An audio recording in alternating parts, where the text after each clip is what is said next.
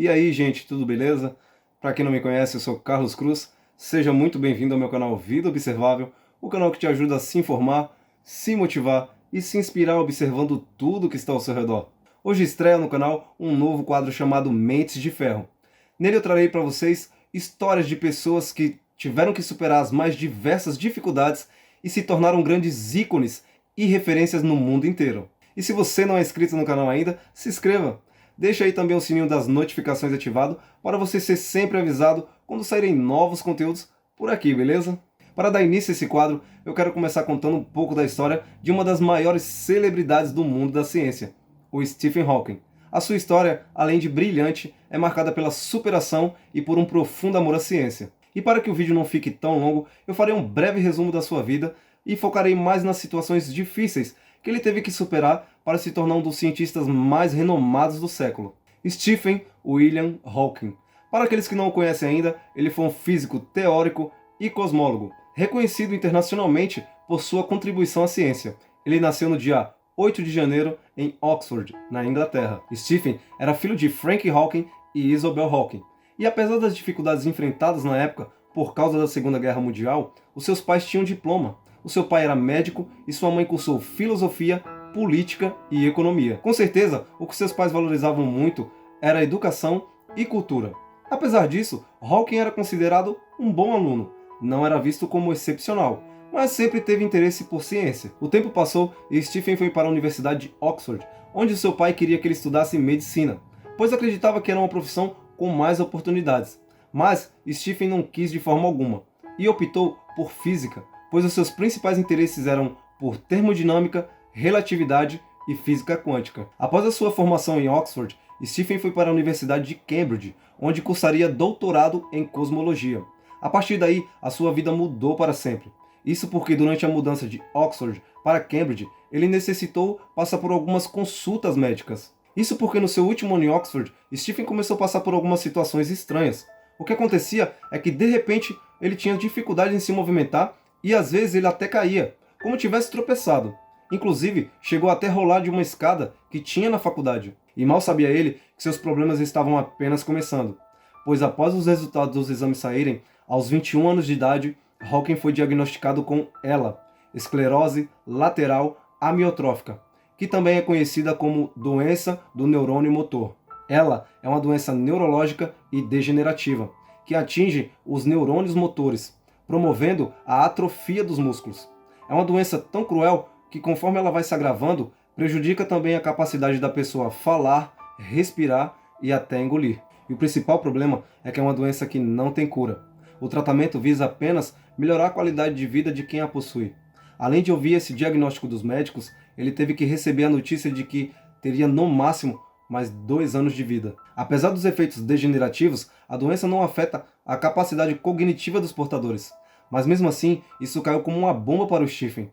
Porque do que adiantaria ter seu cérebro intacto se com o tempo ele não poderia se comunicar com o resto do mundo? Hawking até pensou em desistir do seu doutorado em Cambridge, pois o tempo de duração do seu curso eram de 3 anos, ou seja, mais tempo do que os médicos tinham dado a ele de vida. Mas ele recebeu tanto apoio do seu supervisor que continuou estudando. E Stephen passou a se dedicar cada vez mais aos estudos, o que fez com que ele se tornasse PhD em matemática aplicada e física teórica, com especialização em relatividade geral e cosmologia, o que também rendeu a ele uma bolsa de pesquisa em Cambridge. Stephen começava a demonstrar para todos que não se deixaria vencer pela doença. Inclusive, ele já estava construindo um lar com a sua esposa Jane Wilde, que era amiga de uma das suas irmãs, que ele conheceu em uma festa quando tinha 20 anos. E o fato de Jane não ter se abalado com a notícia da doença de Hawking e inclusive ter ficado a noiva dele 1 ano depois desse diagnóstico fez muita diferença na vida dele. Isso com certeza foi um estímulo a mais para ele continuar lutando. Os anos se passaram e Steve teve 3 filhos com Jane. A vida para ela não era tão fácil, pois ela precisava cuidar dele e das crianças. E a saúde dele piorava cada dia mais. Ele já quase não falava e já estava usando cadeira de rodas há algum tempo. E Hawking, ao ver toda essa situação, decidiu que precisava ganhar mais dinheiro para colaborar mais com sua esposa e com seu tratamento. Então foi quando surgiu a ideia de escrever o livro Uma Breve História do Tempo. Esse livro vendeu mais de 25 milhões de cópias, ou seja, foi um sucesso total, fazendo com que Hawking virasse uma celebridade. Então Hawking passou a viajar muito. Só que em uma dessas viagens ele contraiu pneumonia, o que o levou a ficar em coma induzido.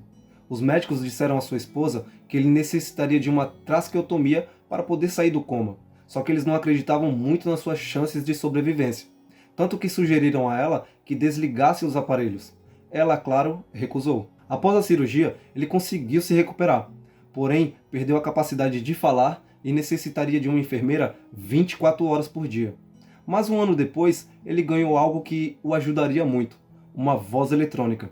Era um computador adaptado na sua cadeira de rodas que o permitia escolher frases e palavras apertando um botão. Mas com o tempo, esse controle passou a ser com os músculos da sua bochecha, pois a doença já só o permitia mexer os músculos do rosto.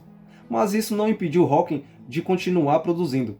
Inclusive, o seu outro livro, Um Universo numa Casca de Nós, vendeu mais de 9 milhões de cópias, sem contar suas várias premiações e reconhecimentos pelo mundo inteiro. Hawking encontrou uma maneira de superar suas limitações e venceu muitas barreiras, inclusive aquela de que só viveria 2 anos com a doença, resistindo a ela por mais de 50 anos. É uma pena que, em 14 de março de 2018, o mundo se despediu de uma das mentes mais brilhantes já conhecidas. Stephen morreu aos 76 anos, mas nos mostrou que nenhuma limitação é maior do que os nossos sonhos, e que é possível sim usar as barreiras para vencer e fazer o que precisa ser feito. Se você quiser saber um pouco mais da história de Stephen Hawking, eu recomendo que você assista ao filme A Teoria de Tudo. É um baita filme e que mostra toda a trajetória de Hawking a partir da integração em Cambridge, e pode ser encontrado na Netflix. E se você gostou desse vídeo e quer ver mais histórias legais na playlist Mentes de Ferro, já sabe, né? Deixa aí aquele like da hora, isso contribui para que o canal cresça e traga esses conteúdos para você. Mais uma vez, muito obrigado pela audiência e a gente se vê no próximo vídeo.